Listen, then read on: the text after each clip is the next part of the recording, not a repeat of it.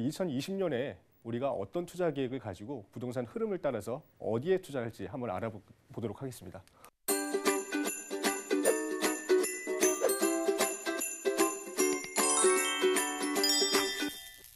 자, 과거를 먼저 알아보고 나서 2020년 전망을 해봐야 될 것 같아요. 2018년, 2019년 2년간에 걸쳐서 이번 정부의 방향을 한번 알아보도록 하겠습니다. 18년부터 부동산 정책은 하나같이 일괄적이었습니다. 규제입니다. 부동산 시장의 투기 열풍의 그 억제를 위해서 굉장히 다양한 부동산 정책들을 시행을 했습니다. 첫 번째는 재건축 못하게 초과 이익 환수제죠. 만약에 내 지역이 내가 가지고 있는 집이 재건축이 되던 재개발이 되던 어떤 크게 앞으로 내가 이득을 봤다. 당장의 차익이 뭐 3천만 원 이상이 됐을 때 그 추가 그 이익에 대한 50%를 환수하겠다는 정책이에요. 그러니까 재건축 마냥 기다렸다가 내 집 깨끗해지고 비싸게 가격이 올랐다 해서 좋아할 만한 일이 아닌 게 됐습니다. 두 번째는 분양권. 우리가 청약으로 인해서 분양권을 이제 받았을 때 전매를 아예 금지시켰죠. 투기 지역 내에서는 전매 금지시킨 것뿐만이 아니라 이 전매를 가능한 지역에서도 양도세를 굉장히 강화해서 어떤 부동산 청약에 대한 메리트를 주고받고 단기 차익을 노릴 수 있는 그 부분을 애초에 좀 힘들게 만들지 않았나 이런 생각이 들고요. 많이 들어보신 얘기예요. DTI. 그러니까 돈을 소득만큼 원금하고 이자가 내 소득에 대해서 몇 %인가를 확실하게 정해놓고 그 이상 대출이 좀 힘들게 만들어 놓은 상황입니다. 무작정 주택을 구매하고자 높은 그 대출을 받기 전에 내 소득 대비해 가지고 이자를 납부할 만한 환경이 갖춰져 있는가 거기서 규제를 또 하겠다는 얘기고요. 네 번째는 임대사업자에 관련해서 대출 시 여신 심사를 강화하겠다는 법도 발표를 했어요. 임대사업자 무분별하게 막 중구난방으로 이루어지다 보니까 집을 추가로 구매할 때 여신 심사를 더 강화하겠다는 얘기. 그래서 사업장을 더 늘리는 거를 무분별하게 방치하지는 않겠다라는 얘기고요. 종부세입니다. 보유세를 굉장히 올려서 미리 다주택자, 고가주택을 많이 소유하고 계시는 분들한테 보유의 압박을 좀 주겠다는 얘기. 임대사업자 등록 혜택을 축소했습니다. 예전에는 양도세 8년에서 10년 가까이 보유를 하셨다 그러면 나중에 전매하실 때 양도세 전면 면제가 됐었죠. 지금은 그 혜택이 전부 다 축소됐다고 보시면 될 것 같아요. 그거 발맞춰서 나머지는 서울에 집중되는 이 주택 수요를 분산하고자 해서 3기 신도시 예정 지역 그리고 개발 계획을 발표를 하게 됩니다. 2019년에는 어떤 정책이 있었느냐? 확정이 된 겁니다. 지난번에 2018년에 보유세를 늘리겠다라고 하는 안을 부동산세 세율 조정안을 확정 발표했습니다. 결국엔 지금 현재 부동산세를 납부하시고 계시는 모든 소유주의 27.7%가 앞으로 추가로 오를 그 종합부동산세 납부에 이제 포함이 되실 거고요. 세액은 굉장히 많이 올라갑니다. 보유하고 있는 것만으로도 기존 내가 납부하고 있던 부동산세보다 60% 가까이 추가 지출을 예상을 하셔야 될 것 같습니다. 수도권 주택이 30만 호 공급 방안이 지금 예정이 돼 있고요. 그거에 따라서 3차 신규 택지를 발표를 했죠. 뭐 교산지구, 검암지구, 이제 왕숙지구 이렇게 해서 발표를 해놓은 상황이고 부동산 실거래가를 전부 다 모두가 확인할 수 있게 실거래가 공개정보 시스템을 일원화시켰습니다. 그래서 어느 지역에서 실제로 뭐 거래가 누락된다든지 뭐 호가 대비해서 뭐 어떤 이 장난질 친다고 많이 말씀들을 하시는데 그런 부분을 투명하게 하고자 부동산 실거래 공개정보 시스템을 완전히 이제 일원화시켜서 구축을 해놓은 상황입니다. 좀 이슈가 많이 됐던 부분이에요. 민간 택지 분양가 상한제를 적용했습니다. 말 그대로 싸게 집을 사서 비싸게 팔지 못하게끔 분양가를 천장을 정해놓고 나서 공급책을 먼저 마련을 해라 이런 얘기가 될 것 같습니다. 결국에는 공급하는 그런 기업에 대한 규제책이라고 보실 수가 있겠습니다. 그러면 저희가 이렇게 2년에 걸쳐서 각종 규제가 나오고 대책이 나왔었는데 과연 집값이 잡혔는지 한번 보도록 하겠습니다. 좀 그래픽이 좀 흐릿해서 안 보이실지 모르겠어요. 서울의 지난 2년간 아파트 기준으로 평균 가액이 2억 2천만 원 상승을 했습니다. 서울의 평균 실거래가가 중위가격이 2억 2천만 원 상승했다는 얘기가 되겠고요. 서울만 오른 게 아닙니다. 그 풍선 효과라고 하죠. 서울에 규제가 생겼어. 뭐 지금 당장 내가 전매를 해야 되냐, 매매를 해야 되냐 이렇게 망설이고 있을 때 규제책을 피해서 사방으로 퍼져 나간 지역이 똑같이 실거래가가 인천 같은 경우 9,900만 원, 경기 평균이 9,700만 원. 올라갔습니다. 규제가 계속되는데도 오히려 그 규제를 비웃듯이 풍선 효과로 인해서 다른 지역까지 상승이 이뤄졌다는 걸 확인하실 수가 있을 겁니다. 그러면 왜 자꾸 오르는 걸까?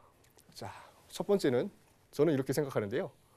공공주택 임대사업자법이 처음에 너무 광범위한 혜택부터 시작을 했어요. 아까 전에 그 규제 때문에 이제 혜택이 없어졌다고 말씀드렸지만 작년, 재작년에 제가 뉴스를 몇 번 봤을 때 가장 우리나라에서 다주택을 보유하신 분이 거의 한 1,200채 정도를 한 사람이 가지고 계셨던 것 같다. 이런 뉴스를 본 적이 있어요. 주택 공급을 맡긴 건 아니지만 민간에게 그 어떤 전월세를 공급할 수 있는 혜택을 주고 다주택을 우선 인정하고 사업자 등록을 하면 다주택으로 전월세 신혼부부한테 공급을 대신할 수 있는 역량을 주자 굉장히 신세계가 펼쳐졌죠. 집이 없어서 못 사는 현상. 한 사람이 10채, 20채를 한꺼번에 운영을 하면서 나중에 10년 지나면 양도 차익 하나도 없이 오른 만큼 되팔아서 수익을 챙길 수 있는 현상이 일어났기 때문에 규제가 당연히 좀 유명무실해진 거라고 저는 보고 있습니다. 그로 인해서 또 딴 건 아니고 서울 내에 신규 택지는 애초에 없습니다. 가로정비 사업이나 아니면은 뭐 민간 사업자들이 기존에 있던 낡은 주택을 허물어서 새 집을 지어서 공급을 하는 게 지금 우리 서울 내에서는 이루어질 수밖에 없는 건데 애초에 재건축을 못하게 만들어놨고요. 안전진단, 그러니까 재건축을 저희가 일반적으로 한 30년 정도 시간이 지나면은 우리 아파트 좀 노후된 것 같으니 재건축 추진을 해야 되지 않겠습니까? 라고 하는 이 기본 개념인 안전진단을 시행을 했었는데 안전진단 시점을 최소 40년 이상 된 아파트로 한정을 지어버린 거예요. 가뜩이나 용적률 상한이 안 되고 있고 굉장히 낡은 아파트들이 많았는데 그 아파트들을 더 높게 짓고 깨끗하게 지으려면 적어도 40년 이상은 지나야 그 안전진단 신청부터가 가능해졌기 때문에 공급량은 당연히 줄어들 수밖에 없다고 보시면 될 것 같습니다. 민간 택지 재개발도 손을 댔죠. 분양가 상한제 앞서 말씀드린 부분입니다. 공급자에 대해서 앞으로 집을 공급을 할 때 굉장히 좀 어려운 부분이 상당히 많아지도록 지금 만들어 놓은 상황이에요. 그 와중에 국토개발계획은 또 크게 발표를 했습니다. 신도시도 마찬가지고 광역철도 노선, 급행철도 노선 여러 가지 부분에 대해서 서울 시내 거의 뭐 전면을 다 개발을 하겠다, 인프라 구축을 하겠다라는 발표 때문에 그 거점이 될 만한 어떤 이슈가 될 만한 지역의 집가 상승이라든지 아니면 주택 가격 상승을 불러일으킨 부분이 있고요. 마찬가지로 3기 신도시까지 완전히 발표가 되면서 그 지역 일대의 집가 상승을 불러일으킨 부분이 분명히 있을 겁니다. 그에 맞춰서 경기가 부진합니다. 그러니까 토지, 주택 제외한 나머지 투자처에 대한 불확실성이에요. 주식에 투자하시던 분들도 뭐 금리, 뭐 예금에 투자하신 분들, 적금에 투자하셨던 분들도 계속해서 은행권이나 경기가 안 좋아졌기 때문에 가장 편한 현금 투자처로서의 부동산이 주목을 받을 수밖에 없는 입장이 돼버린 거죠. 나머지는 이것도 공급책하고 또 관련이 된 얘기일 수도 있습니다. 최저임금이 상승했기 때문에 집을 짓는 데 들어가는 인건비 자체가 올라갔다는 얘기예요. 소요 비용 자체가 올라갔고 매매 억제 정책을 펼쳐서 사업자가 사업을 하기에 굉장히 어려운 상황을 만들어 놓은 겁니다. 그러니까 비싸게 땅을 사고 비싼 인건비를 들여서 집을 지었으면 당연히 비싸게 팔아야 되는 게 정상이겠죠. 이런 여러 가지 복합적인 부분들을 고려해 봤을 때 당연히 부동산이 오르는 이런 상황이 발생할 수밖에 없는 여건이 되지 않았나라고 보고 있습니다. 어디서 많이 들어본 얘기들을 계속 반복드린다고 말씀드렸을 거예요. 참여정부, 예전에 이제 노무현 대통령께서 운영하시던 정부가 될 거고요. 이번 정부입니다. 부동산 정책을 각각 찾아보자면요.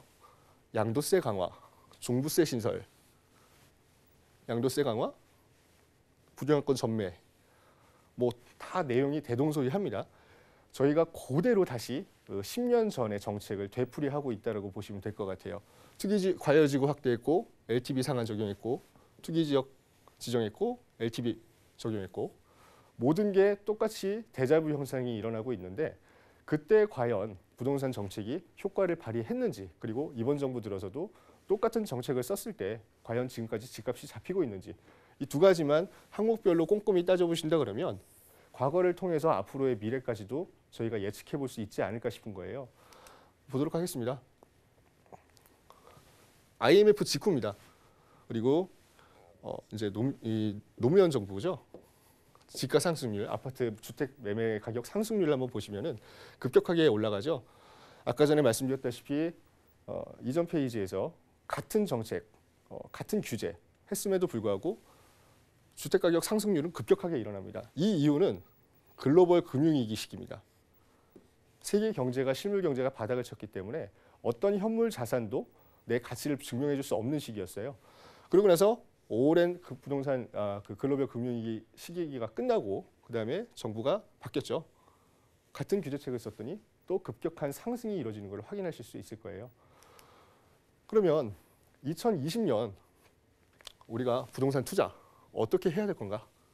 그러면 오를 것인가? 첫 페이지에서 오를 것인가? 지금 들어가도 될까? 내 투자처는 있을까?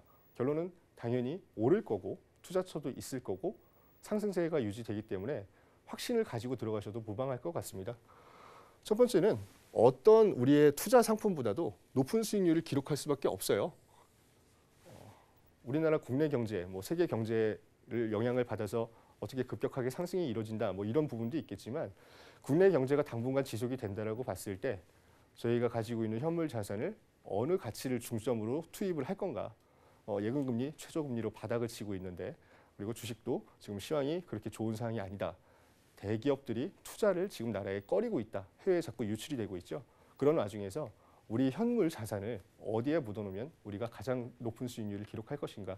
그 부분에 대해서는 투자처의 가치가 거의 뭐 최고조에 올라와 있는 상황임에도 불구하고 앞으로 더 올라갈 여력이 있을 것 같아요. 두 번째는 좀 전에 말씀드렸던 부분입니다. 개인뿐이 아니라 부동산은 대기업, 중소기업도 투자를 합니다. 내년에 당장 예정이 되어 있는 글로벌 비즈니스 센터는 현대에서 본사 이전 계획까지 가지고 올라갈 예정이고요. 저희가 일전에 말씀드렸던 그 GTX 노선이라든지 아니면 그 어떤 거점에 따른 개발 계획이라든지 이런 것들이 나라에서 일방적으로 진행하는 것들이 아니라 전부 다 민간 수주를 받아서 진행을 합니다.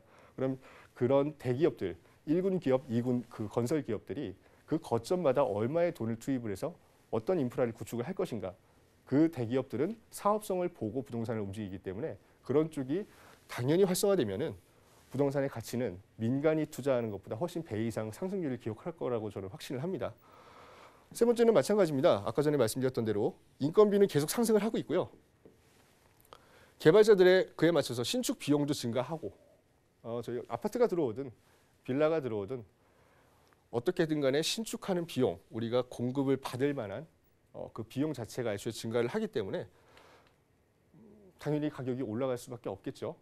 그에 발맞춰서 아까 말씀하셨던 그 뉴스 보시면 이제 초고가 아파트 같은 경우는 공시지가를 80%까지 반영을 해서 세율 적용을 하겠다라는 얘기인데 공시지가가 또 건물 내 공시 가격조차도 실매매가에 근접하게 오를 거기 때문에 굉장히 큰 후폭풍이 있을 겁니다. 이거는 저희가 단순히 공급 수요를 얘기를 할 때 공급에서는 굉장히 큰 타격이고요.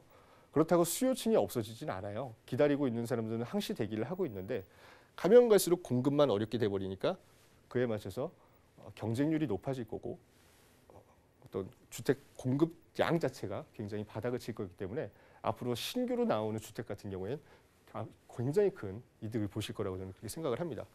자, 마지막 결론입니다. 부동산은 재산의 많고 적음을 떠나서 향후 한 2, 3년간은 아직까지도 죽지 않았다. 우리가 계속 올라갈 것 같다. 어떤 심리적인 영향을 받아서라도 최고의 투자처, 첫 번째 투자처의 선택지가 될 거라고 이렇게 생각을 합니다.